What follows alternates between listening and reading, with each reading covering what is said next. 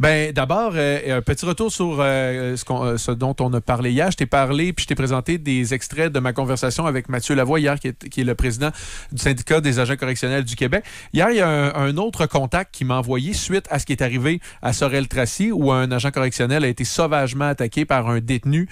D'ailleurs, on en sait un peu plus sur ce détenu-là. Le Journal de Québec rapporte que ce détenu-là qui a attaqué sauvagement un agent correctionnel, c'est Kevin Plourde, un détenu de 39 ans au lourd casier judiciaire impliqué dans cette affaire-là. Il a été transféré à la prison de Bordeaux, lui, en attendant la suite des procédures. Et hier, ce qu'on m'a informé, j'ai reçu un texto vers 11h30, me disant en soutien suite aux événements de Sorel, il y aura des moyens de pression aujourd'hui qui vont être appliqués à Orsainville notamment, mais aussi à l'ensemble des prisons du Québec.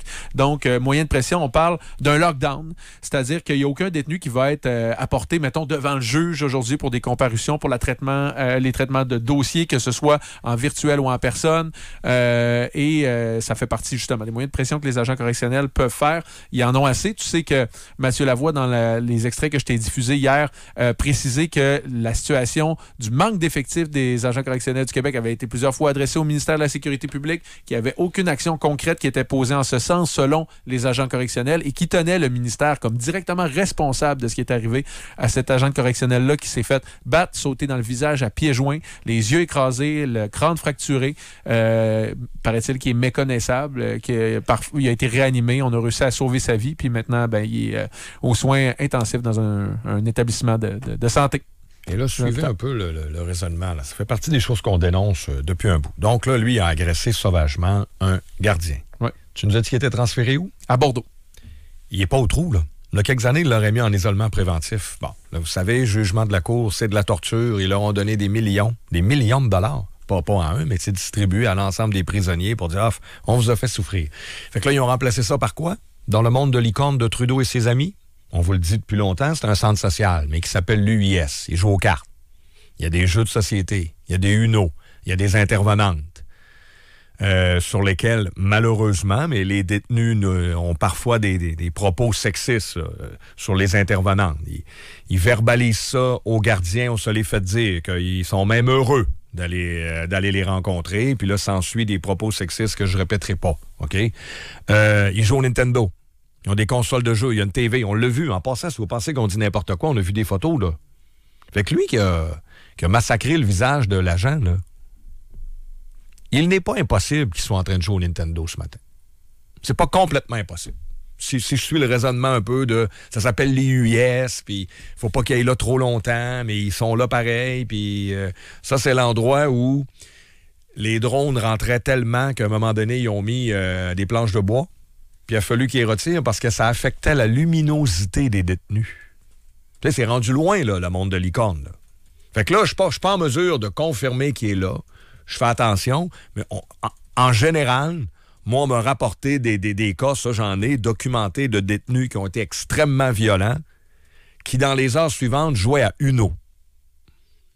Puis en passant, ils s'en ont rendu compte, là, au cas où vous le savez pas, là. T'sais, ils le disent aux détenus, aux gardiens, on n'a pas peur. On n'a plus peur du système. Anyway, on a nos selles, on run notre business, on a de la drogue qui rentre avec les drones. Puis quand on fait de quoi de mal puis on est violent, on s'en va jouer aux cartes. Si tu savais le nombre de personnes que j'ai rencontrées en fin de semaine, notamment au cartel, qui m'ont parlé de ça, Phil, là, puis à chaque fois, je leur disais, êtes-vous un agent correctionnel? Tu sais, parce qu'ils étaient fâchés. Non. Les gens me disaient, je suis pas un agent, mais je suis un citoyen honnête.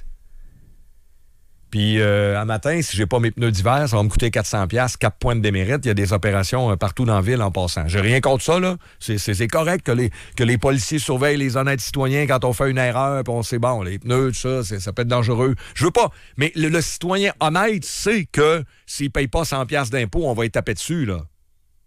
Personne va cogner à sa porte une intervenante pour jouer aux cartes. Paye. Sinon, bon... Alors, ça fâche des gens et je comprends donc la manif ce matin. Donc, c'est un peu partout. Ça se déroule là, live ou oui. Au même... dans toutes les prisons provinciales. Ça va être un des thèmes, j'en suis convaincu. Si vous dites on parle, ça donne rien. La prochaine élection, ça va être un des thèmes de Pierre Poilievre. On le sait, on a même jasé avec Pierre Paulus qui nous l'a un peu confirmé. La loi et l'ordre. Le seul bout, j'ai trouvé que M. Paulus était vague, mais peut-être qu'il veut se garder des munitions pour sa prochaine campagne, c'est quand j'ai dit, vous allez faire quoi, vous autres? Il dit, on va ramener l'ordre en prison, mais encore. Comment tu vas faire ça, là? J'imagine que Poilievre va avoir un plan, ben je l'espère.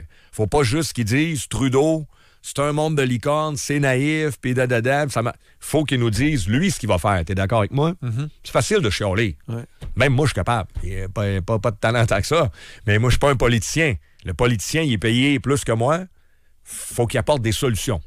Puis sa job est plus importante. Puis tu parles au fédéral, mais même hier, au provincial, on est allé chercher la réponse au ministère de François Bonnardel à la sécurité publique. Puis ce qu'on nous dit, bon, c'est une réponse un peu générique qu'on m'a donnée, là, évidemment, on est très conscient, puis tatati, puis tatata, puis on peut pas commenter d'affaires en cours, vous comprendrez. Mais moi, c'est à cause j'ai l'impression qu'ils regardent pas à la bonne place, comme si c'était nous qui avions besoin d'être assurés, puis qu'ils pouvaient pas aborder ça avec nous. Mais voyez-vous la réponse que vous avez de votre staff, des gens qui travaillent pour vous, c'est eux autres que vous devez rassurer, c'est à eux que vous devez adresser la situation, puis vous le faites pas. Preuve, ils sont en moyen de pression aujourd'hui. Donc, j'ai l'impression qu'eux autres, ils adressent même pas la bonne cible aussi dans leurs réponses. Ma manchette à moi. Très bon. On va continuer à suivre ça. Si vous avez des infos, continuez à texter, à informer. Phil, on travaille fort. On vous sort des primeurs là-dessus depuis maintenant presque 2 semaines. On vous en parle beaucoup, mais de jour en jour, il se passe des affaires. Ben, c'est ça. On suit le dossier 25226.